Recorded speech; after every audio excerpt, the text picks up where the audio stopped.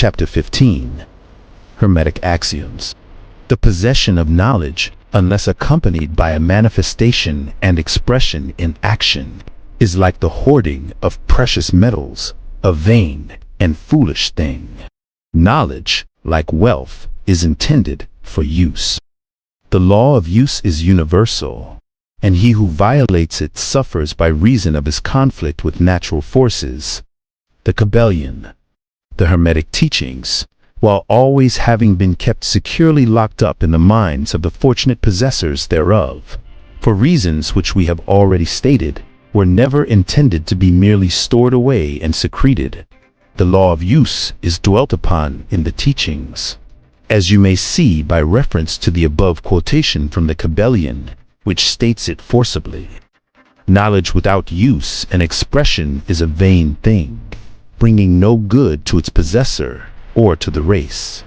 Beware of mental miserliness and express into action that which you have learned. Study the axioms and aphorisms, but practice them also. We give below some of the more important Hermetic axioms from the Kybalion, with a few comments added to each. Make these your own, and practice and use them, for they are not really your own until you have used them. To change your mood or mental state, change your vibration. The Kybalion. One may change his mental vibrations by an effort of will, in the direction of deliberately fixing the attention upon a more desirable state. Will directs the attention, and attention changes the vibration. Cultivate the art of attention by means of the will, and you have solved the secret of the mastery of moods and mental states. To destroy an undesirable rate of mental vibration, put into operation the principle of polarity and concentrate upon the opposite pole to that which you desire to suppress. Kill out the undesirable by changing its polarity. The Kybalion. This is one of the most important of the Hermetic formulas. It is based upon true scientific principles. We have shown you that a mental state and its opposite were merely the two poles of one thing, and that by mental transmutation the polarity might be reversed. This principle is known to modern psychologists, who apply it to the breaking up of undesirable habits by bidding their students concentrate upon the opposite quality. If you are possessed of fear, do not waste time trying to kill out fear, but instead cultivate the quality of courage, and the fear will disappear. Some writers have expressed this idea most forcibly by using the illustration of the dark room. You do not have to shovel out or sweep out the darkness, but by merely opening the shutters and letting in the light, the darkness has disappeared. To kill out a negative quality, concentrate upon the positive pole of that same quality, and the vibrations will gradually change from negative to positive, until finally you will become polarized on the positive pole.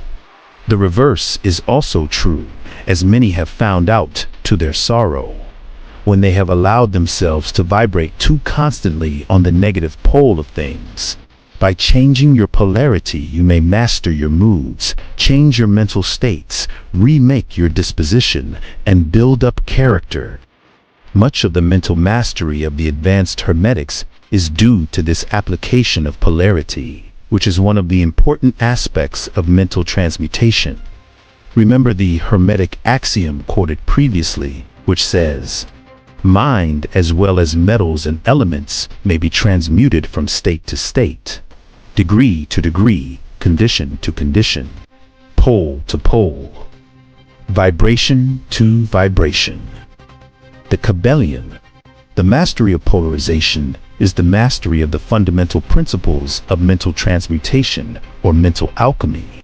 For unless one acquires the art of changing his own polarity, he will be unable to affect his environment.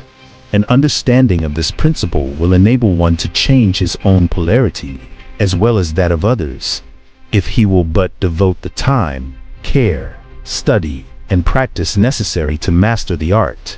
The principle is true, but the results obtained depend upon the persistent patience and practice of the student. rhythm may be neutralized by an application of the art of polarization. The Kybalion.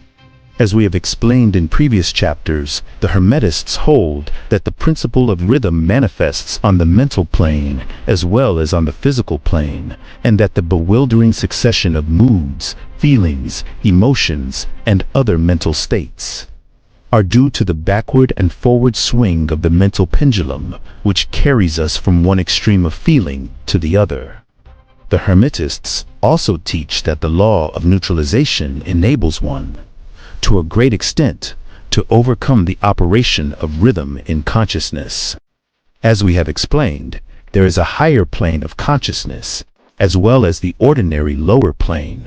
And the master, by rising mentally to the higher plane, causes the swing of the mental pendulum to manifest on the lower plane. And he, dwelling on his higher plane, escapes the consciousness of the swing backward. This is effected by polarizing on the higher self, and thus raising the mental vibrations of the ego above those of the ordinary plane of consciousness. It is akin to rising above a thing and allowing it to pass beneath you. The advanced Hermetist polarizes himself at the positive pole of his being, the I am pole, rather than the pole of personality, and by refusing and denying the operation of rhythm, raises himself above its plane of consciousness. And standing firm in his statement of being, he allows the pendulum to swing back on the lower plane without changing his polarity. This is accomplished by all individuals who have attained any degree of self-mastery, whether they understand the law or not. Such persons simply refuse to allow themselves to be swung back by the pendulum of mood and emotion, and by steadfastly affirming the superiority, they remain polarized on the positive pole. The master, of course, attains a far greater degree of proficiency, because he understands the law which he is overcoming by a higher law, and by the use of his will he attains a degree of poise and mental steadfastness, almost impossible of belief on the part of those who allow themselves to be swung backward and forward by the mental pendulum of moods and feelings. Remember, always, however, that you do not really destroy the principle of rhythm, for that is indestructible. You simply overcome one law by counterbalancing it with another, and thus maintain an equilibrium. The laws of balance and counterbalance are in operation on the mental as well as on the physical planes, and an understanding of these laws enables one to seem to overthrow laws, whereas he is merely exerting a counterbalance. Nothing escapes the principle of cause and effect. But there are many planes of causation, and one may use the laws of the higher to overcome the laws of the lower. The Kybalion, by an understanding of the practice of polarization, the Hermetists rise to a higher plane of causation, and thus counterbalance the laws of the lower planes of causation. By rising above the plane of ordinary causes, they become themselves, in a degree, causes instead of being merely caused, by being able to master their own moods and feelings, and by being able to neutralize rhythm, as we have already explained. They are able to escape a great part of the operations of cause and effect on the ordinary plane. The masses of people are carried along, obedient to their environment, the wills and desires of others stronger than themselves, the effects of inherited tendencies, the suggestions of those about them, and other outward causes, which tend to move them about on the chessboard of life. By rising above these influencing causes, the advanced Hermetists seek a higher plane of mental action, and by dominating their moods, emotions, impulses, and feelings, they create for themselves new characters, qualities, and powers, by which they overcome their ordinary environment and thus become practically players instead of mere pawns. Such people help to play the game of life understandingly, instead of being moved about this way and that way by stronger influences and powers and wills. They use the principle of cause and effect, instead of being used by it. Of course, even the highest are subject to the principle as it manifests on the higher planes. But on the lower planes of activity, they are masters instead of slaves. As the Kybalion says, the wise ones serve on the higher, but rule on the lower. They obey the laws coming from above them, but on their own plane, and those below them, they rule and give orders. And yet, in so doing, they form a part of the principle instead of opposing it. The wise man falls in with the law, and by understanding its movements, he operates it instead of being its blind slave. Just as does the skilled swimmer turn this way and that way, going and coming as he will. Instead of being as the log which is carried here and there, so is the wise man as compared to the ordinary man, and yet both swimmer and log, wise man and fool. He who understands this is well on the road to mastery. The Kybalion. In conclusion, let us again call your attention to the Hermetic axiom. True Hermetic transmutation is a mental art. In the above axiom, the Hermetists teach that the great work of influencing one's environment is accomplished by mental power. The universe being wholly mental, it follows that it may be ruled only by mentality. And in this truth is to be found an explanation of all the phenomena and manifestations of the various powers which are attracting so much attention and study in these earlier years of the 20th century.